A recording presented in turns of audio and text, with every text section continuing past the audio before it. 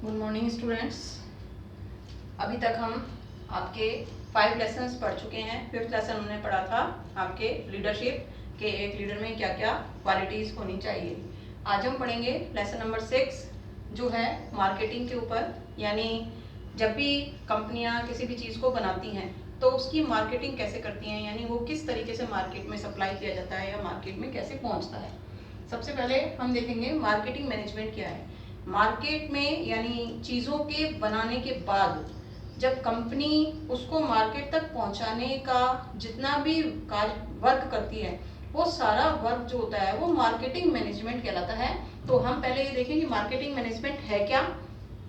Meaning marketing management is the branch of general management, यानी इस branch को, marketing manage की ब्रांच को हम एक जनरल मैनेजमेंट कहेंगे, क्योंकि सारी ही कंपनियों का जो टारगेट होता है वो बनाने के बाद चीज़ों को मार्केट तक पहुंचाने का होता है। In which the study of consumer needs, के कंज्यूमर क्या चाहता है, is done and in order to satisfy them, यानी जो कंज्यूमर चाहता है उसकी जो नीड्स हैं उनको सेटिस्फाइड करें, किस ऑर्डर में सेटिस्फाइड करें।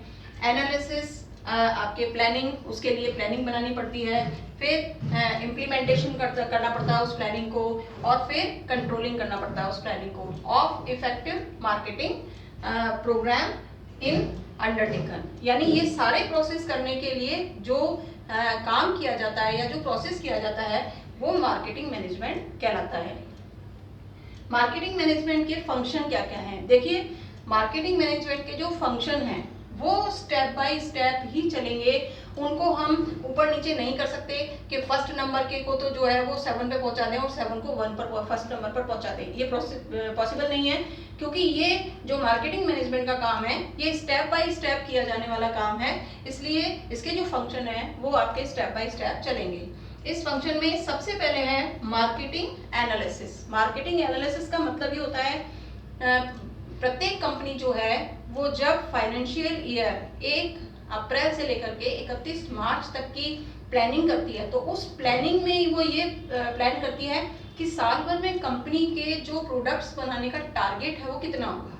तो साल भर में कंपनी कितना प्रोडक्ट बनाए इसको वो कैसे जाने, इसको जानने के लिए उसको मार्केट की एनालिसिस करनी पड़ती है कि जो कंपनी के द्वारा बनाई गई चीज़ है वो कहाँ मार्केट में कितने मात्रा में सेल होती है, उसकी टोटल सेल कितनी है, और अगर सेल है उसको आगे बढ़ाना है या नहीं बढ़ाना है, यानी उतनी ही सेल रखनी है या उसमें इंक्रीमेंट करना है। तो ये सारी चीज़ें जो होती हैं मार्केट एनालिसिस का मतलब होती हैं, यानी मार्केट की रिसर्च करना मार्केट एनालिसिस कहलाता है। किस तरीके से चीज़ें बनाई जाएंगी, कौन कौन सी चीज़ें बनाई जाएंगी, कौन सी कैटेगरी की चीज़ें बनाई जाएंगी, ये सारी मार्केट से जो आपके इंफॉर्मेशंस हैं उनको कलेक्ट करना वो कहलाता है मार्केटिंग एनालिसिस। इसके बाद जो सेकंड वर्क है, यानी जब मार्केट रिसर्च हो गया उसके बाद जो सेकंड वर्क है वो है मार्केटिंग प्लानिंग। अब कंपनी को रिसर्च के माध्यम से यानी मार्केट एनालिसिस के माध्यम से उसको जो इन्फॉर्मेशन है वो उसने कलेक्ट कर ली। अब उस कलेक्ट इन्फॉर्मेशन से जो है मार्केट की प्लानिंग होगी कि कंपनी किस मार्केट के लिए कितना प्रोडक्ट बनाएगी, कैसा बनाएगी, किस तरीके से उसको सप्लाई करेगी, ये सारी चीज़ों की प्लानिंग की जाती है। जब प्लानिंग हो जाती है तो उसके बाद आता है आपके मार्केटिंग कम्युनिकेशन, यानी मार्केट में चीज़ों के बारे में जो आपके इंफॉर्मेशन है, कंपनी जो चीज़ें बनाती है वो चीज़ें मार्केट में किस तरीके से मतलब प्रोवाइड करवाई जाएंगी, क्या उनमें खासियत होगी, क्या उनकी जो है वो रेट्स होंगी, ये सब चीज़ों के लिए मार्केटिंग कम्युनिकेशन कंपलसरी होता है। इसके बाद जो है प्रोडक्ट डिज़ाइन एंड डेवलपमेंट। अब किसी भी चीज़ की जो डिज़ाइनिंग होती है, यानी वो वस्तु कैसी होगी, किस डिज़ाइन में होगी, वो डिज़ाइनिंग उसकी इम्पोर्टेंट होती है, क्योंकि जो कंज्यूमर होता है वो चीज़ की डिज़ाइन से ही जो है वो आकर्षित होता है। तो जो भी प्रोडक्ट या जो भी चीज़ जो है कंपनी बनाने जा रही है उस प्रोडक्ट की डिज़ाइनिंग पे ध्यान दिया जाता है 4th स्टेप में, और उसका डेवलपमेंट किया जाता है। डेवलपमेंट का मतलब है जैसे हम ये देखते हैं कि नहाने के साबुन होते हैं, ये आपके काफ़ी टाइम से अगर नहाने का साबुन एक जैसा आ रहा है तो उसमें कुछ ना कुछ चेंज करती रहती है कंपनी, यानी उसमें कुछ ना कुछ डेवलपमेंट करती रहती है। तो ये चीज़ें भी जो है मार्केट के लिए बहुत कंपलसरी होती हैं। इसके बाद है मार्केट सेगमेंटेशन। मार्केट सेगमेंटेशन का मतलब ये है कि सभी मार्केट में सभी प्रकार की चीजें नहीं बिकती। जैसे हम अगर उदाहरण लें कि मानसरोवर जो मार्केट है वो एक लोकल मार्केट है, और अगर वैशाली मार्केट का इससे कंपैरिजन करें तो जो वैशाली मार्केट है वो एक हाई फाई मार्केट है। तो दोनों जगह पर कंपनी को अगर अपने प्रोडक्ट्स भेजने हैं तो उसको ये तय करना पड़ेगा कि जो लोकल मार्केट है उसमें किस प्रकार का प्रोडक्ट जाएगा और जो हाई फाई मार्केट है उसमें किस प्रकार का प्रोडक्ट जाएगा। तो ये कहलाता है आपके मार्केट सेगमेंटेशन, यानी किस मार्केट में किस टाइप की चीजों को सप्लाई करना है। इसके बाद है आपके स्टैंडर्डाइजेशन एंड ग्रेडिंग। अब स्टैंडर्डाइजेशन का मतलब क्या है, जब आपने ये सारे काम कर लिए, मार्केट रिसर्च भी कर ली, उसके बाद मार्केट रिसर्च के बाद जो आपके पास सूचनाएं आई उनसे आपने प्लानिंग भी कर ली, फिर उसके बाद आपने मार्केटिंग कम्युनिकेशन भी कर लिया कि कौन कौन से मार्केट में कौन कौन सी चीजें कैसे पहुंचेंगी, फिर आपने उसकी डिजाइन भी फिक्स कर ली और उसको अच्छा सा बना लिया। उसके बाद आपने मार्केट सेगमेंट भी कर लिया कि आपको कौन से मार्केट में किस चीज को कैसे पहुंचाना है। अब आपको करना पड़ेगा स्टैंडर्डाइजेशन, यानी आप जिस प्रोडक्ट को बना रहे हैं, कंपनी जिस प्रोडक्ट को बना रही है, उस प्रोडक्ट को बनाने के लिए वो प्रोडक्ट कौन सी क्वालिटी का होना चाहिए। क्वालिटी हमेशा एक जैसी रहनी चाहिए, क्वालिटी में समय समय पर चेंजेस नहीं होने चाहिए, क्योंकि एक जैसी क्वालिटी को देख करके ही जो कंज्यूमर होता है वो उन चीज़ों को खरीदता है। जैसे अगर हम ये कहें कि अगर कपड़ा खरीदने कोई जा रहा है तो रेमंड्स का नाम अगर लिया जाए तो किसी भी व्यक्ति को ये पूछने की जरूरत नहीं पड़ती कि रेमंड्स का कपड़ा कैसा है, क्योंकि रेमंड्स ने अपनी क्वालिटी जो है 50-60 साल जब से उनकी जो क्वालिटी चल रही है वो वैसे की वैसे मेंटेन की हुई है। तो ये कहलाता है आपके स्टैंडर्डाइजेशन और कैटेगराइजेशन। अब कैटेगराइजेशन, स्टैंडर्डाइजेशन तो उसकी क्वालिटी है, कैटेगराइजेशन का मतलब ये है कि जो रेमंड्स है वो हाई फाई क्वालिटी भी बनाता है और वो थोड़ी मीडियम क्वालिटी भी बनाता है। तो इस तरीके से अलग अलग उसका स्टैंडर्डाइजेशन, ग्रेडिंग करना कि कौन कौन सी टाइप की चीजें जो है हाई फाई मार्केट के लिए या लो मार्केट के लिए या मीडियम मार्केट के लिए होंगी, ये ग्रेडिंग भी की जाती है।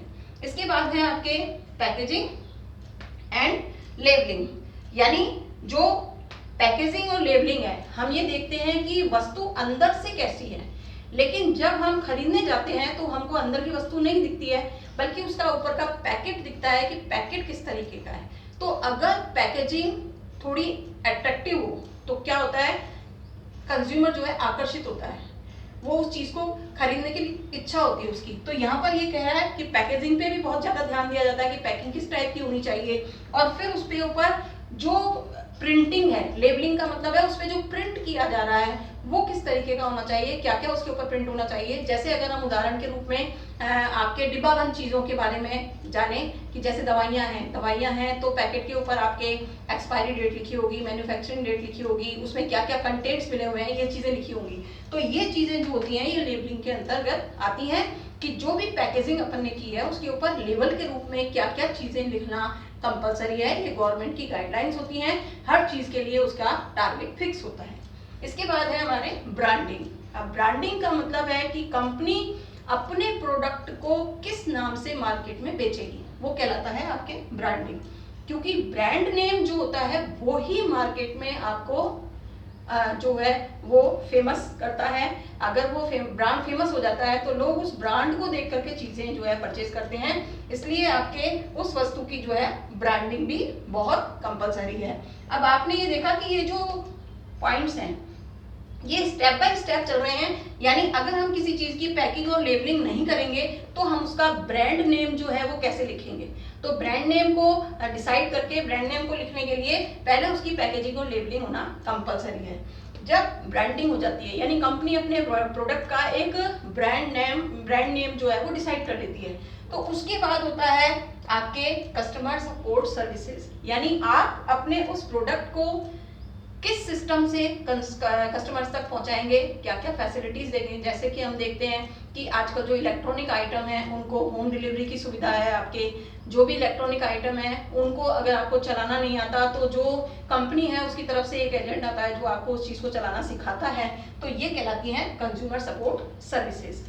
इसके बाद अब जो है आपके प्राइस डिटर्मिनेशन, आपने ये सारे काम कर लिए, आपका प्रोडक्ट भी बन गया, उसकी पैकिंग भी बहुत अच्छी हो गई, उसका आपने ब्रांड नेम भी अच्छा सोच लिया, लेकिन प्राइस जो है वो बहुत इंपॉर्टेंट है क्योंकि अगर हमने कंज्यूमर के अकॉर्डिंग प्राइस डिसाइड नहीं की तो चाहे वो चीज कितनी भी आकर्षक हो, कितनी भी बढ़िया हो, कंज्यूमर उस प्रोडक्ट को नहीं खरीदेगा क्योंकि वो उसकी पहुंच से बाहर होगा, यानी वो उसकी प्राइस लिस्ट से ज्यादा होगा। तो इसलिए फिर डिसाइड किया जाता है कि जो भी प्रोडक्ट बनाया जा रहा है उसका प्राइस कैसे डिसाइड किया जाए, क्या प्राइस उसके ऊपर लिखा जाए जिससे कि कंज्यूमर उसको खरीदने के लिए प्रेरित हो जाए। इसके बाद की जाती है सेल। अब सेल में ये है कौन सी मार्केट में कितनी चीजें पहुंचाई जाएंगी, कौन सी क्वालिटी की पहुंचाई जाएंगी, किस तरीके से सेल प्रमोशन किया जाएगा। सेल प्रमोशन का मतलब है एडवर्टाइजमेंट कैसे किया जाएगा, लोगों को उसकी जानकारी कैसे दी जाएगी, ये सारी चीजें सेल के अंतर्गत होती हैं। इसके बाद आपके आ रहा है ट्रांसपोर्टेशन, यानी जब सेल की सारी अपन ने एक्टिविटीज कर ली कि हम कंपनी जो है अपने प्रोडक्ट को इस तरीके से मार्केट में भेजेगी, तो उसको ट्रांसपोर्टेशन की जरूरत होती है। यानी अगर हम ये देखें कि कंपनी जो है लोकल मार्केट में ही सामान को पहुंचाना चाहती है तो वो छोटे छोटे जो ट्रक्स आते हैं उनमें माल को भेज देती है। लेकिन अगर कंपनी मान लीजिए एक राज्य से दूसरे राज्य में माल को पहुंचाना चाहती है तो बड़े ट्रकों का प्रयोग करती है।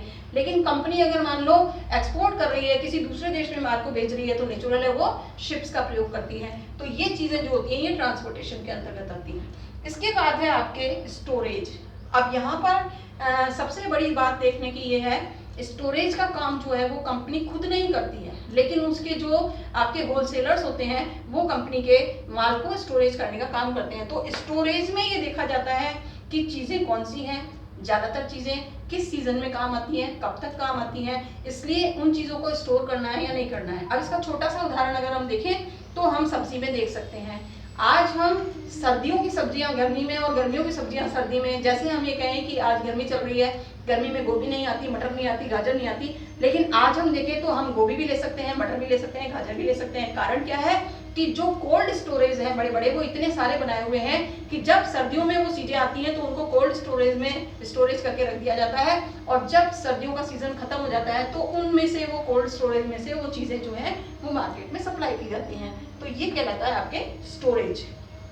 इसके बाद जब स्टोरेज हो गया तो फाइनेंशियल फैसिलिटीज। अब सारी काम करने के लिए फाइनेंशियल फैसिलिटीज की क्या जरूरत पड़ गई, तो फाइनेंशियल फैसिलिटीज की इसलिए कि जब मार्केट में चीज आ गई तो जो आपके होलसेलर है उसको जरूरत पड़ती है कि उन चीजों को मार्केट में लार्ज स्केल पर सप्लाई किया जाए। अगर कंपनी खुद काम कर रही है तो लार्ज स्केल पर सप्लाई करेगी, तो लार्ज स्केल पर सप्लाई करेगी तो उसको फाइनेंस की जरूरत पड़ेगी, बार बार उसको पैसे की जरूरत पड़ेगी। और ये फाइनेंस फैसिलिटी जो है, फाइनेंशियल कहाँ से लिया जाए, पैसा कितना लिया जाए, कितने हमको सफिशिएंट रहेगा, ये सब चीजों के बारे में डिसाइड किया जाता है। लास्ट है रिस्क। जितने भी काम कंपनी कर रही है उन सभी कामों में रिस्क फैक्टर हमेशा रहता है, क्योंकि हमने ये पढ़ा है कि रिस्क जो है वो बिजनेस का एक अनिवार्य कंटेंट है, यानी वो हमेशा ही आपके बिजनेस में रहेगा।